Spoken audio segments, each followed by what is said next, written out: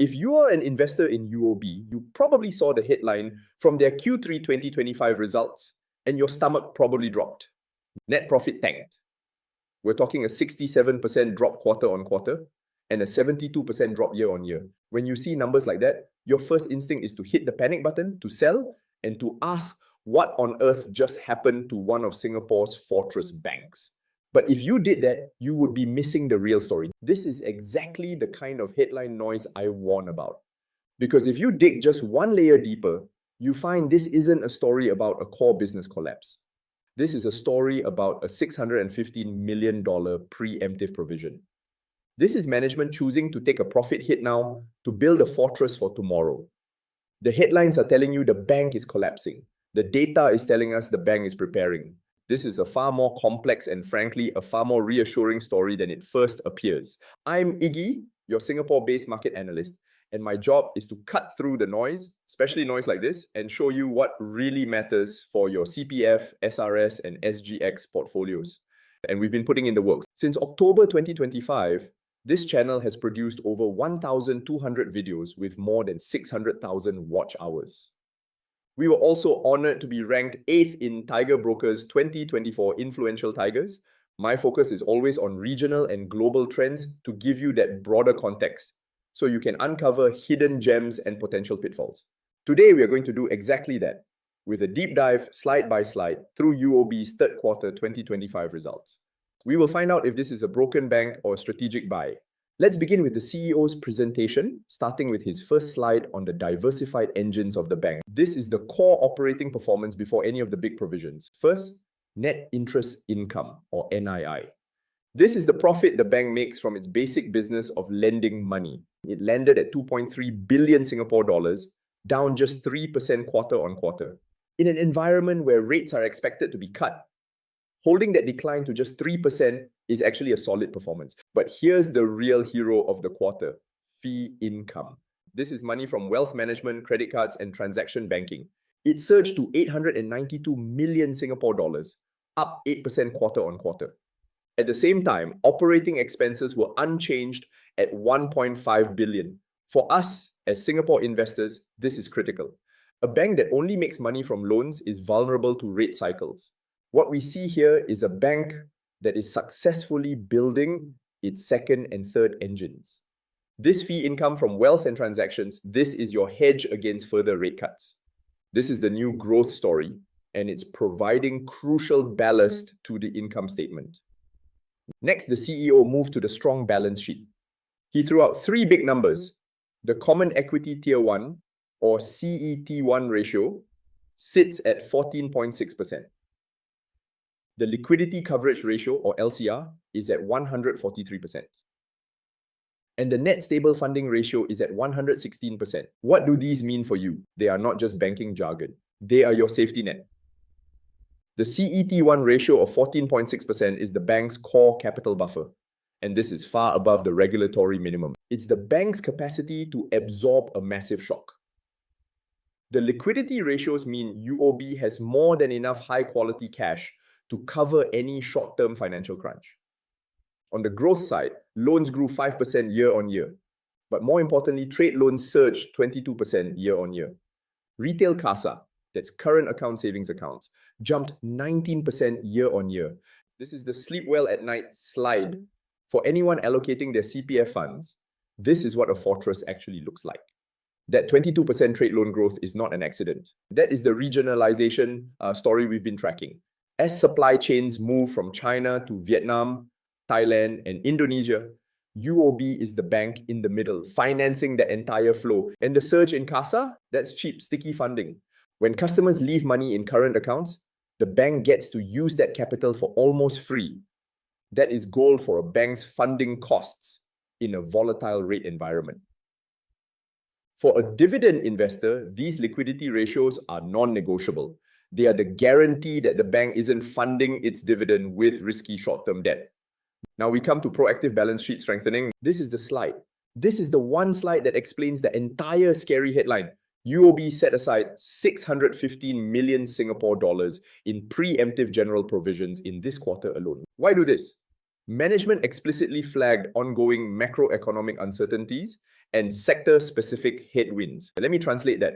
They see the China property slowdown, they see potential tariff risks, they see stress in commercial real estate. And instead of waiting for the problem to hit them, they are building their defenses now. They are taking the profit hit today from a position of strength to ensure they are overcapitalized for any storm. But here is the most important part for us as investors.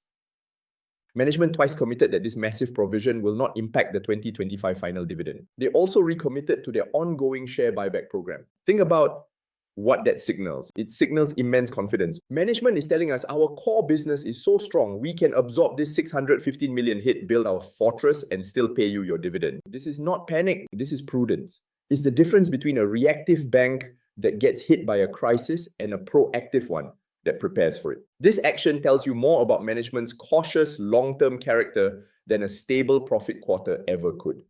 The CEO gave the 2026 outlook. Management expects low single-digit loan growth. They are guiding for a full-year net interest margin, or NIM, of 1.75 to 1.80%. But look at this. They anticipate high single to double-digit fee growth. And they expect total credit costs to be 25 to 30 basis points. Let me decode this for your SGX portfolio. The NIM guidance suggests management believes the worst of the rate-driven margin squeeze is over. That double-digit fee growth, that's them doubling down on the wealth and transaction story. And the credit cost guidance means that this massive provision they just took is more than enough to cover the expected normalization of bad loans. All right, that was the CEO's overview. Now we dive into the CFO's slides. Here's where we see the nuts and bolts. CFO highlights. Net profit was 400 million, and right next to it, 600 million of preemptive allowance. It proves the cause and effect. It highlights the 10% year-on-year surge in fee income again. Critically, the NPL ratio, or non-performing loans, is flat at 1.6%. This provision was not triggered by a sudden wave of defaults. It was, as stated, a planned defensive move. From the full income statement, 9-month results showed net interest income down 3% year-on-year, but net fee income was up 6%. Expenses down 2%. The bank is holding the line on costs. Operating profit before provisions was 5.89 billion, down only 3%. And then allowance for credit losses jumped to 1.93 billion. That's the preemptive move in action, plus other normalized provisions. On group retail performance, income was down 7% year-on-year. Why? Lending and deposits, income fell 15%. But again, wealth income surged 15%. High net worth assets under management grew to 199 billion. The invested portion grew from 37% to 41%. This means UOB's wealthy clients are moving their money from low-margin savings to higher-margin investment products, generating more fees for the bank. This wealthification of the retail base is a sticky capital-light business and the bank's future profit center. On group wholesale performance, income was 4.8 billion. Transaction banking was down, but investment banking was up 29%, a record for 9 months. Customer treasury was up 9%. Trade loans grew 22% year-on-year. This is where most of the provision went. Allowance for credit losses in this division spiked. Management looked at its corporate loan book, especially the parts exposed to China, and built that wall. For global markets, trading income hit 623 million in the third quarter, second highest on record, driven by record high customer flow. It's sticky, recurring fee business. On net interest income, the trajectory shows the headwind. NIM was 1.82%, down from 1.91% last quarter and 2.12% a year ago. Benchmark rates fell, so loans are repricing lower. This is why fee income growth isn't just a nice to have, it's a necessity to offset the squeeze. The fee income build-out slide showed fee income at 892 million, up 8% quarter-on-quarter, with the biggest chunk from wealth fees. Net new money was 5 billion for the quarter. The fee engine is accelerating just as interest income faces headwinds. On operating expenses, discipline showed down 2% year-on-year, cost-to-income ratio is 44%. Running a tight ship protects the dividend. On credit quality, NPL ratio is flat at 1.6%. New bad loans were 838 million, but coverage matters. NPA coverage is now 100%, up from 88%. Unsecured NPA coverage is 240%. For every dollar of bad loans, UOB has set aside $1 to cover it. For unsecured, $2.40. That's extreme prudence. On provision coverage, general allowance is now 1% of all performing loans, historically high, showing caution. The loan portfolio, 351 billion in loans, half in Singapore, 21% in ASEAN 4, 14 in Greater China, 15 in the rest of the world. By industry, 26% in building and construction, 24% in housing loans. 50% of the book is tied to real estate. 48 billion is the China exposure, and management built the buffer. It's a double-edged sword. Core driver in a strong market, correlated risk in downturns. Deposits are up 6% year on year to 487 billion. CASA ratio climbed to 57% from 54%.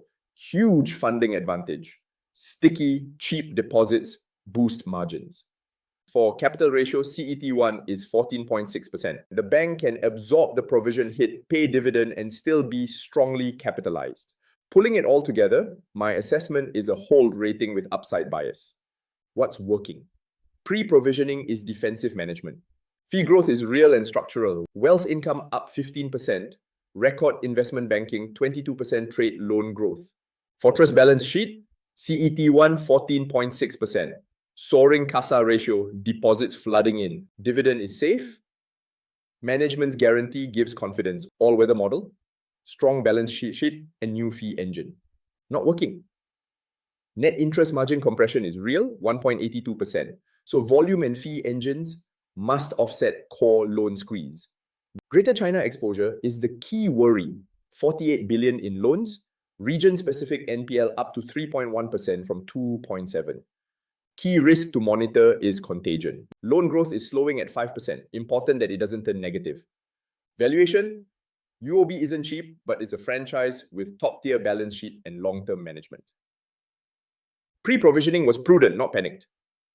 Final recommendation, for existing holders, hold your position. Thesis is intact, yield is safe, and wealth growth story is the kicker. For new buyers, treat this as a core holding, not a trade. Dollar cost average in, don't chase a dip, but believe in the wealth and regionalization story. Use the risks as your guide.